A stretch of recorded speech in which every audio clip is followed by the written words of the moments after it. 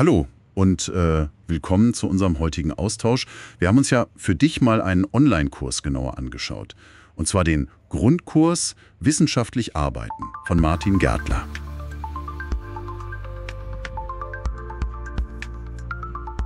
Der verspricht dir einiges. In 15 Lektionen die Grundlagen wissenschaftlichen Denkens und Arbeitens. Und das Ganze auch noch praxisnah. Unsere Idee heute ist, wir erzählen dir einfach mal, wie wir so mit den Inhalten und auch den Aufgaben zurechtkamen und was wir von dieser speziellen Didaktik halten, dieser nutzerfokussierten. Okay, packen wir es an. Ja, gern. Wissenschaftliches Arbeiten, das kann ja schon einschüchternd wirken, oder? Gerade wenn man neu anfängt oder vielleicht auch nach einer längeren Pause wieder einsteigt. Und dieser Kurs hier, der versucht das ja offenbar zu ändern. Mit dieser Gliederung in die Lektionen und ganz wichtig, diese Worksheets dazu. Das wirkt auf den ersten Blick auf jeden Fall sehr, sehr strukturiert. Ja, mein erster Eindruck war auch ziemlich positiv. Gleich die erste Lektion, dieser Perspektivenwechsel. Ich fand die Geschichte vom Fischer und seinem Netz, also wie unsere Methoden bestimmen, was wir überhaupt finden können, die bleibt echt hängen. Macht den Unterschied zwischen Alltagswissen und Wissenschaft sofort klar. Und was mir gefallen hat, man fängt nicht nur an zu lesen, sondern die Worksheets, die gibt's ja ab Lektion 1, die fordern einen direkt auf, das Gelernte anzuwenden. Wie fandest du das? Stimmt, dieser Anwendungsbezug ist, glaube ich, der Schlüssel.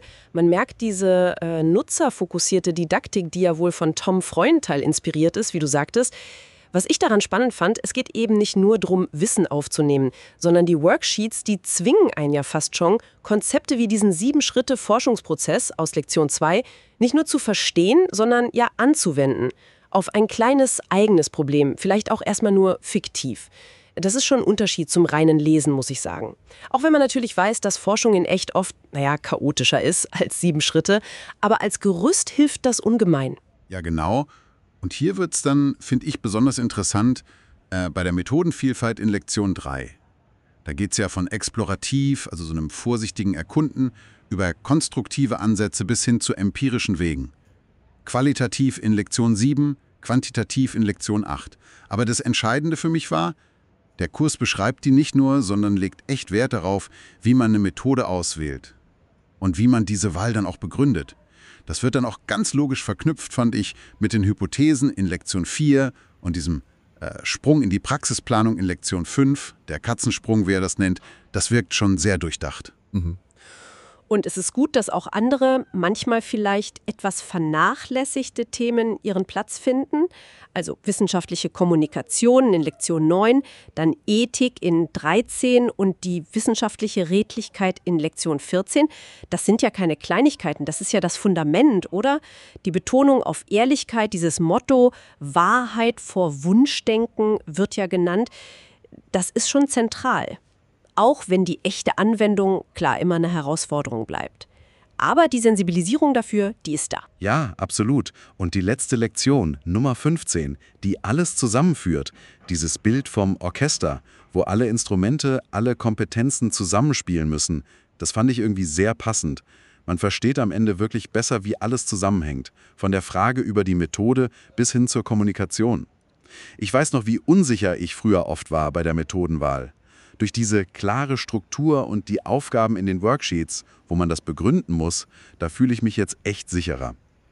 Ja, mein Gesamteindruck ist auch positiv. Der Kurs scheint eine ziemlich gute Mischung zu bieten. Theorie, klare Schritte, praktische Übungen und eben diese Reflexion durch die Worksheets. Die sind wirklich, glaube ich, das Herzstück für den Transfer ins eigene Tun. Man wird halt sanft dazu gebracht, sich aktiv damit auseinanderzusetzen, nicht nur passiv zu konsumieren.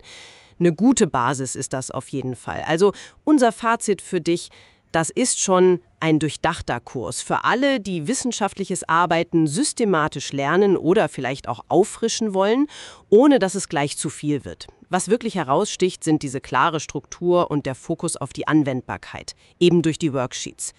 Wenn du jetzt neugierig bist, du findest den Kurs online unter Forschen lernen, dann .schulungsort.de.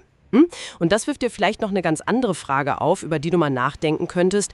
Wie sehr könnte so ein Ansatz, also komplexes Wissen runterbrechen, strukturieren, in kleinen Einheiten lernen und dann immer sofort anwenden?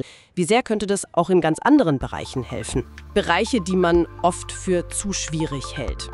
Nur mal so als Gedanke zum Mitnehmen. Macht's gut.